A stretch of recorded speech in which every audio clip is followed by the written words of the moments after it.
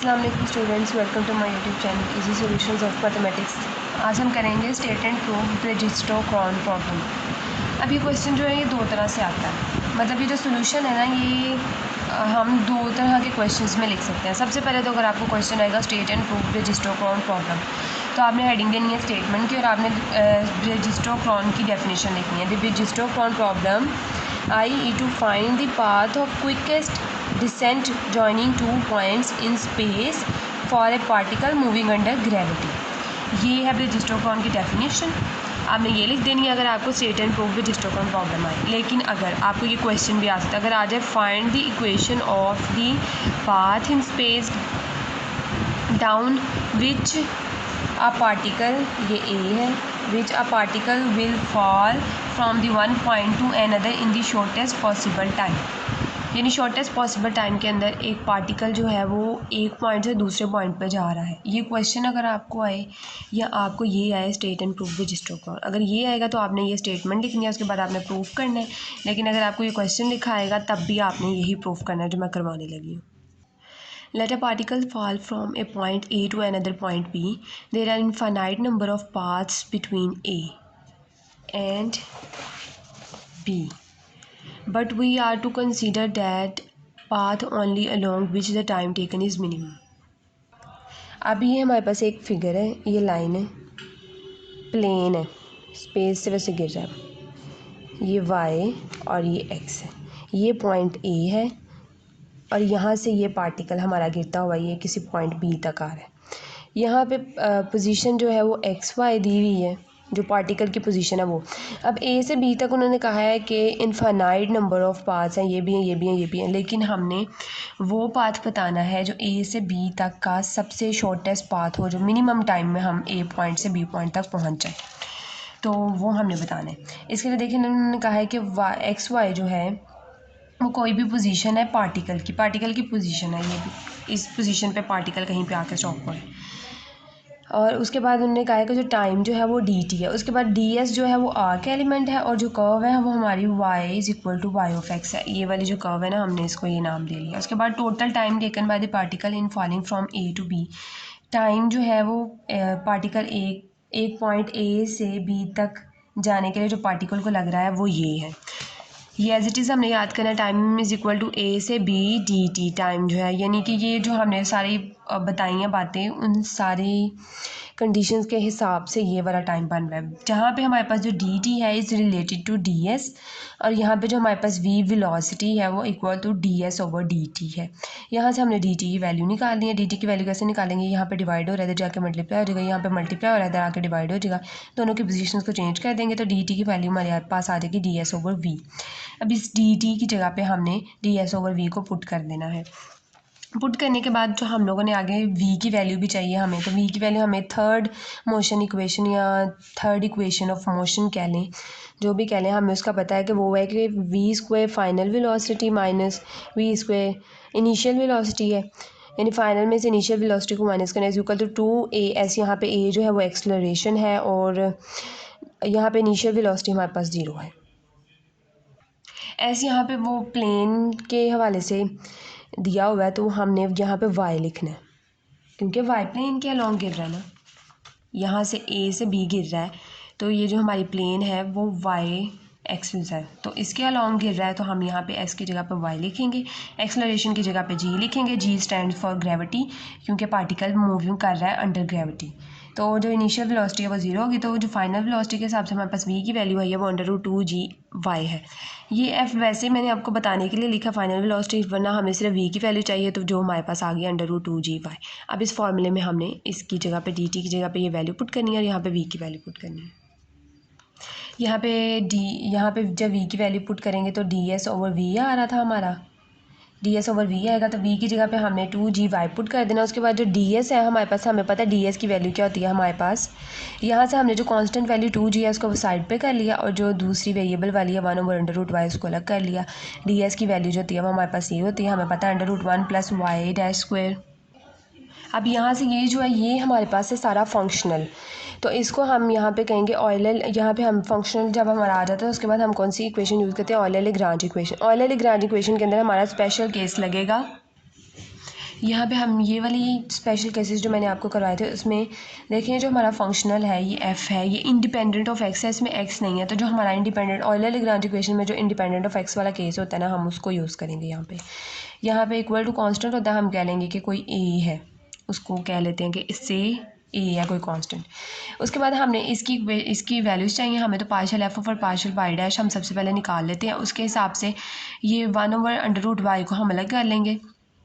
इसका जब हम डेरिवेटिव लेंगे ना with respect to y dash, तो ये हमारे पास ये आ जाएगा कि 1 पावर पहले पावर में से कम पावर के बगैर डेरिवेटिव, तो इसका डेरिवेटिव इसी तरह ही लेते हैं ना, 1/2 + वाई डैश स्क्वायर, इस तरह बन जाएगा। और इसके अंदर इस पावर के बगैर जब डेरिवेटिव लेते हैं तो 2y डैश आ जाता है, तो ये 2 इस 2 से कैंसिल हो जाएगा, तो y डैश आ जाएगा। ये भी अंडर रूट में, ये भी अंडर रूट है, तो दोनों को एक ही अंडर रूट में कर लिया। उसके बाद हमने ये जो इसके अंदर हमने वैल्यू पुट करनी है, फंक्शनल की जगह पे फंक्शनल की पूरी वैल्यू माइनस वाई डैश और partial f over partial y dash, उसकी जो पूरी वैल्यू आई है वो आ गई, इज इक्वल टू ए कर देना। उसके बाद हमने क्या करना है, इन दोनों को मल्टीप्लाई करवा देना है।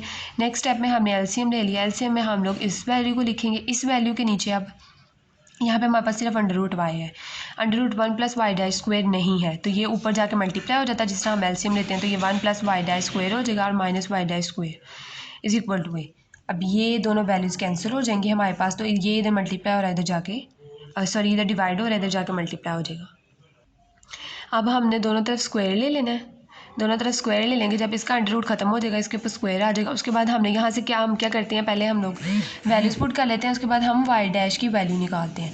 तो अब अंदर ए स्क्वायर को पहले अंदर मल्टीप्लाई करेंगे, a² वाई आ गया plus a² y dash square आ गया। उसके बाद यहाँ से हमने अलग कर लेनी है कांस्टेंट वैल्यू 1, ये इधर प्लस है, इधर जाके माइनस का हो जाएगा। उसके बाद यहाँ से हमें वाई डैश की वैल्यू चाहिए, तो वाई डैश स्क्वायर ये इधर इसके साथ मल्टीप्लाई हो रहे हैं, इधर जाके डिवाइड हो जाएंगे, दोनों तरफ हम अंडर रूट ले लेंगे, तो इसका स्क्वायर खत्म हो जाएगा, हमारे पास वाई डैश की वैल्यू निकल आई। उसके बाद हम इसे dy/dx में कन्वर्ट कर लेंगे।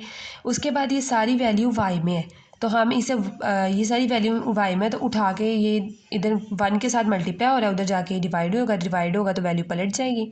तो a² y 1 - a² y जो है ये dy के साथ आ गया, इक्वल टू dx आ गया। इसको हमने क्वेश्चन नंबर ए कह लेना है। उसके बाद हमने यहाँ पे सब्स्टिट्यूशन करनी है, a² y is equal to sin² θ/2 की यहाँ पे हम सब्स्टिट्यूशन करेंगे। और यहाँ से हम जब इसकी dy की वैल्यू निकालेंगे तो dy इज इक्वल टू ये a इधर मल्टीप्लाई हो रहा है, इधर जाके डिवाइड हो जाएगा 1/a, तो ये पावर पहले पावर में से कम पावर के बगैर डेरिवेटिव d और इसके एंगल का जब डेरिवेटिव लेंगे तो /2 आ जाएगा। dy भी निकल आया, y की वैल्यू जब हम निकालेंगे ना तो y is equal to 1/a² sin² θ/2 आ जाएगा, क्योंकि वो इधर इसको सिर्फ उठा के इधर ही लेके जाना है। तो यहाँ से हमने क्या करना है, dx इज़ इक्वल टू ये था, यहाँ पे हमने वैल्यूज़ लगा दी है, sin² θ/2 इसकी जगह पे 1 - sin² θ/2 और dy की जगह पे ये वाली सारी वैल्यू आ जाएगी इसकी। सिंपल सारी वैल्यू आ गई। यहाँ से मैंने 1/2a² कांस्टेंट वैल्यू को अलग कर लिया, ये सारी इसी तरह लिख ली है। इसका अंडर रूट कैंसिल हो जाएगा, इसके साथ 1 - sin² θ/2 जो है वो cos² θ/2 हो जाता है, तो जब अंडर रूट से कैंसिल होगा तो सिंपल cos θ/2 आ जाएगा, और ये 2 इस 2 से कैंसिल हो जाएगा। यहाँ पे ये sin θ/2 इस sin θ/2 से कैंसिल हो जाएगा। उसके बाद ये जब कैंसिल होगी उसके बाद हमारे पास 1/a² sin² θ/2 dθ, ये हमारे पास इसकी वैल्यू आ जाएगी। उसके बाद जब हमने sin² θ/2 की हमें पता है इंटीग्रेशन पॉसिबल नहीं होती, तो हम इसकी जगह पे एक फार्मूला यूज़ करते हैं। sin² थीटा जो होता है उसका फार्मूला हमारे पास होता है 1 - cos 2θ / 2। अब हमें sin² θ/2 की वैल्यू चाहिए, तो हमारे पास वो फार्मूला होगा 1 - cos θ/2। तो 1 - इसकी जगह पे हम पुट करेंगे 1 - cos θ, और ये जो 2 है ये इसके साथ नीचे मल्टीप्लाई हो जाएगा dθ। अब हमें यहाँ से सिर्फ x चाहिए, तो हम दोनों तरफ इंटीग्रेशन कर लेते हैं। दोनों तरफ जब इंटीग्रेशन करेंगे तो ये जो इंटेग्रल है d के साथ कैंसिल हो जाएगा, यहाँ पे x आ जाएगा। इसकी जब इंटीग्रेशन करेंगे यहाँ पे थीटा आ जाएगा, और कोस की इंटीग्रेशन sin θ होती है, तो यहाँ पे sin θ आ जाएगा, और यहाँ पे जब इस पे इंटीग्रेशन अप्लाई होगी ये d जो है वो इंटेग्रल से ख़त्म। तो हमारे पास कुछ इस तरह से आ जाएगा, करके दिखा देती हूँ। इंटेग्रल dθ था, तो 1/2a² बाहर ही रहेगा, अंदर था 1 - cos θ dθ, cos θ dθ, और साथ plus integration constant of integration आ जाएगा। यहाँ पे ये डी थीटा से कैंसिल 1/2 a² आ जाएगा। 1 की इंटीग्रेशन करेंगे थीटा माइनस कोस थीटा की इंटीग्रेशन करेंगे तो साइन थीटा आ जाएगा हमारे पास प्लस b। तो ये हमारे पास a की वैल्यू आ गई। अब हमने x की वैल्यू निकाली थी, हमें अब y की वैल्यू चाहिए। तो फ्रॉम इक्वेशन नंबर 1 कौन सी है जिसमें हमने सब्स्टिट्यूशन की थी, सब्स्टिट्यूशन करके हमारी आई थी a² y था। यहाँ से हमने a² यहाँ पर मल्टीप्लाई हो रहा है, दूसरी तरफ जाकर डिवाइड हो जाएगा तो ये आ जाएगा 1/a² sin² θ/2। यहाँ पे भी हमने सेम वही फार्मूला यूज़ किया sin² θ/2 का, 1 माइनस cos θ/2। तो यहाँ पे हमारे पास y आ गया। तो ये हमारी जो रिक्वायर्ड इक्वेशन है। अब हमने ये जो प्रॉब्लम है इसको हमने सॉल्व किया है। तो ये साइक्लॉइड की पैरामीट्रिक इक्वेशन है। Which are the parametric equations of cycloid. अच्छा, यहाँ पे जो a और b की वैल्यूज़ है ना वो इनिशियल कंडीशंस दी हों, तो यानी कि ये जो a है और इसकी b की वैल्यू जो इनिशियल कंडीशंस हो वहाँ से हम लोग फाइंड कर सकते हैं। नीचे हमने लिख देना which are the parametric equations of cycloid. Therefore the curve down which the particle takes the minimum time is cycloid. जो कर्व थी नीचे की तरफ आ रही थी उसमें पार्टिकल जो है वो मिनिमम जो टाइम ले रहा है वो साइक्लॉइड का है। 2 पैरामीट्रिक इक्वेशंस ऑफ साइक्लॉइड निकलेंगी। उम्मीद है आप लोगों को समझ आई होगी। ये बहुत ही इंपॉर्टेंट क्वेश्चन है और अक्सर पेपर्स में आया भी हुआ है। अगर आपका कोई क्वेश्चन है तो आप मुझसे कमेंट सेक्शन में पूछ सकते हैं। वीडियो पसंद है तो प्लीज़ मेरी वीडियो को लाइक करें। अगर किसी ने मेरे चैनल को सब्सक्राइब नहीं किया तो प्लीज़ मेरे चैनल को सब्सक्राइब करके मुझे सपोर्ट करें और मेरी वीडियो को अपने फ्रेंड्स के साथ ज़्यादा से ज़्यादा शेयर करें। Thank you so much.